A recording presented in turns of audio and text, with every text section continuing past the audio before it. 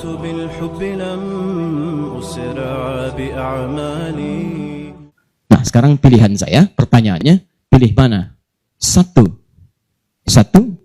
kaya dunia, miskin akhirat, atau yang kedua, miskin dunia, kaya akhirat. Tidak ada pilihan ketiga dan gak usah protes. Maksud saya, kalau bisa dunia kaya, akhirat kaya, kenapa mesti pilih salah satu? Jadi kalau saya bertanya, apakah semua manusia akan hidup selamanya di muka bumi? Tidak. Apakah mereka akan berpindah tempat? Kalau semakin hari dilalui, semakin dekat ke perpindahan atau semakin jauh? Dekat. Pertanyaan saya, dari bumi pindah kemana? Kita sepakat aja deh. Kalau belum tahu, katakan wallahu a'lam. Itu paling gampang. Malaikat ditanya, qalu subhanaka la ilma lana illa ma 'allamtana. Mereka berkata, ya Allah, kami enggak tahu, wallahu a'lam. Sahabat ditanya, Allah wa Rasulullah a'lam. Antum malaikat bukan, sahabat bukan. Sudah. Dari bumi, kalau kita meninggalkan bumi, meninggalkan dunia, pindah kemana? Wallahu a'lam. Enggak ada tempat namanya wallahu a'lam. Allah Maha Tahu, tanyakan kepada Allah. Afala ya'lamu idza bu'thira ma fil? Mampir kita di alam kubur. Alamnya disebut dengan pemisah, barzakh, bainahuma barzakhul la yabghiyan. Dari alam kubur terjadi kiamat, Quran surah ke-75. Terjadi kiamat, maka kita akan berpindah ke alam yang paling akhir. Lihat sini, tahan. Ini awal papan tulis. Itu akhirnya. Akhir sabura, nihayat sabura.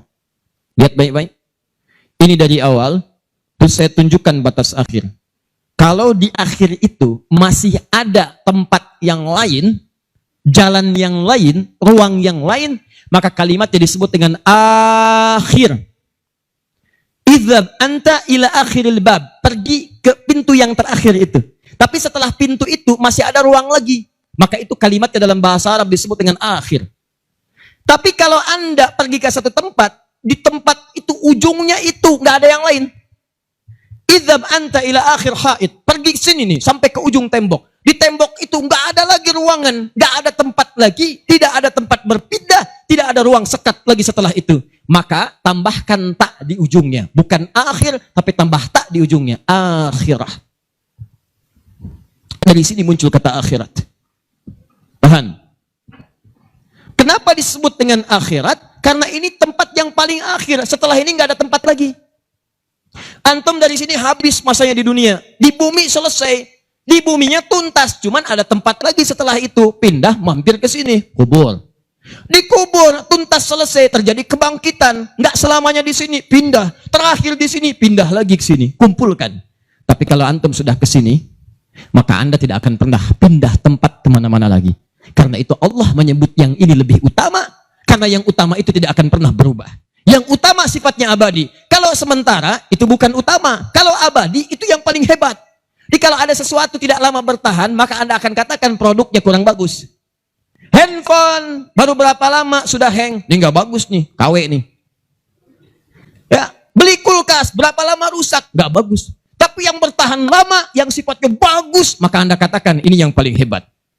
Ada alam yang saat Anda masuk ke dalamnya, maka dia tidak akan berpindah-pindah, tidak berubah lagi. Selamanya abadi. Maka itu alam yang paling hebat. Disebut dengan akhirah. Maka Allah katakan, ini tempat yang pertama. Dalam bahasa Arab disebut dengan ula. Yang pertama, ula. Al-ula. Ini yang terakhir. Ini yang abadi, yang paling hebat. Maka turun kalimat langsung firman Allah. Walal akhiratu khairul laka minal.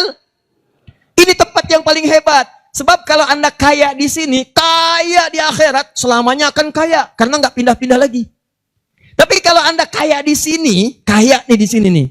Silahkan kumpulin harta sebanyak-banyaknya. Rumah seluas-luasnya, mobil seragam-ragamnya, kumpulkan silahkan. Cuman mohon maaf, saya infokan dari sekarang. Kalau Anda sudah meninggalkan ini, maka semua yang Anda bawa di kehidupan ini akan ditinggalkan pula.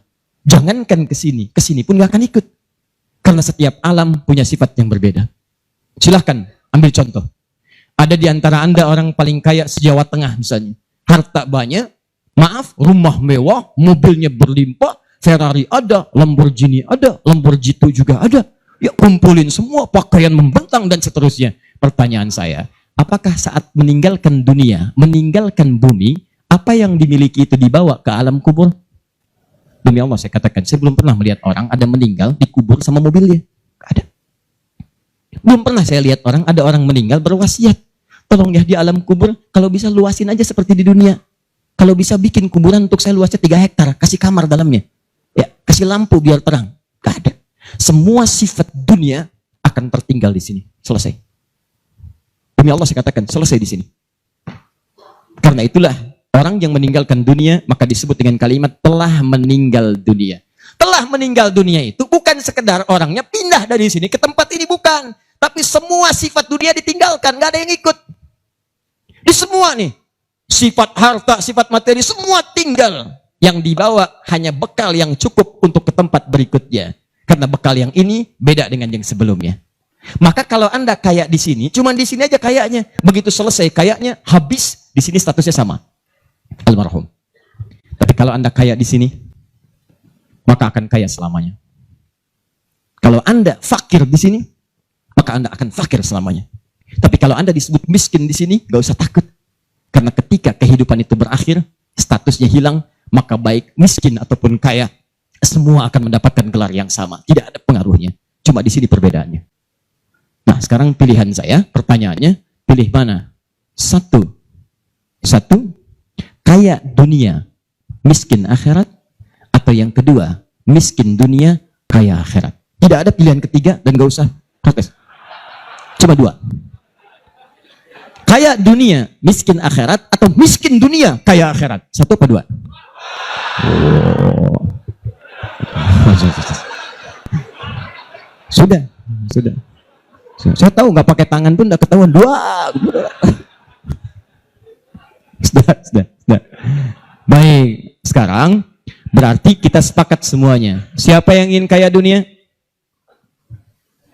Angkat aja tangannya, kaya. Masa nggak ada yang mau kaya dunia? Harus kaya. Kalau nggak kaya bagaimana bisa zakat? Zakat itu kan wajib. Kalau nggak ada uangnya bagaimana bisa zakat? Bagaimana bisa haji, bisa umroh? Kan mesti ada bekalnya. Jelas sampai sini? Baik, siapa yang mau kaya dunia? Masya Allah. Siapa yang mau kaya akhirat? Itu yang kita inginkan. Ya, jadi kalau bisa ada 2, kenapa pilih 1? Ya, yang tadi, kalau bisa dunia itu kaya, akhirat kaya, itu maksud saya. Kenapa harus tepuk tangan? Maksud saya, kalau bisa dunia kaya, akhirat kaya, kenapa mesti pilih salah satu? Paham? Sudahlah. Saya lagi nerangin taklim nih, bukan yang lain. Sudah jauh-jauh ke sini, ntar pulang-pulang jadi tersangka lagi. Repot. Tanggung jawab tuh. Ke sini, sudah. Udah fokus lihat sini. Dah, kita kembali ke sini. Di akhirat cuma ada 2 pilihan. Tahan baik-baik, tahan. Sebentar. Kita belum sampai ke intinya nih. Ya. Di akhirat tempat itu cuma 2. Yang satu persinggahan. Ada tempat singgah di sini. Ini pilihannya 2. Kalau bukan surga, jannah, maka neraka. Awas nih, ini abadi nih. Jadi kalau masuk sini selamanya neraka. Kecuali ada yang dikehendaki Allah nanti. Kalau masuk sini selamanya surga, gak akan pindah. Gak akan pindah. Ya, awas, hati-hati. Ustadz, tapi kan saya kangen. Di dunia saya merokok. Gimana saat di akhirat kalau saya masuk surga? Ya ambil apinya di neraka.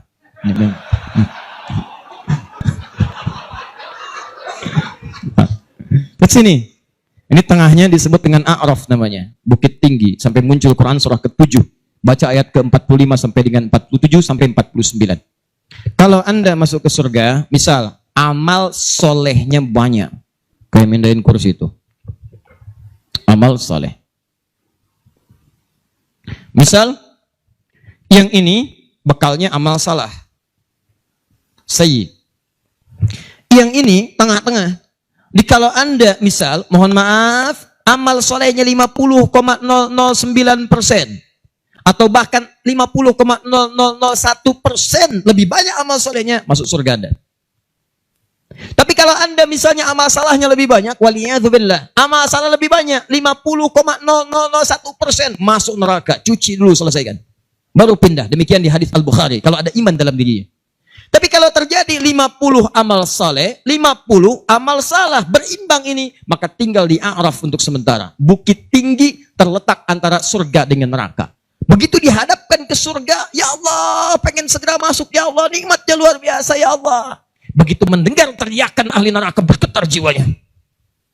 Gak berani ngelirik, jadi ngelirik aja gak berani, itu biasa itu. Kayak Anda pulang dari sini misalnya, mohon maaf ya, Anda pulang malam-malam nih, jam 2, begitu pulang, ada teriakan tiba-tiba, terdengar dari pohon. Nah, pertanyaan saya, berani ngelihat nggak? Berisik, habis itu lari gitu. Nggak ada. Di dunia aja mendengar teriakan begitu, anak nggak berani lihat, apalagi yang di akhirat. Dikata Allah di surat Al-A'raf itu, wah, nggak berani ngelihat, takut, dia takut sampai memohon rahmat Allah. Pada saat itulah kemudian diambil dia langsung dipindahkan ke surga. Dan itu prosesnya menunggu sampai hisab selesai. 1 harinya 1000 tahun. Jadi kalau ada yang mampir ke sini 1 hari, sama dengan menunggu 1000 tahun dalam urusan dunia. Dalam hitungan dunia.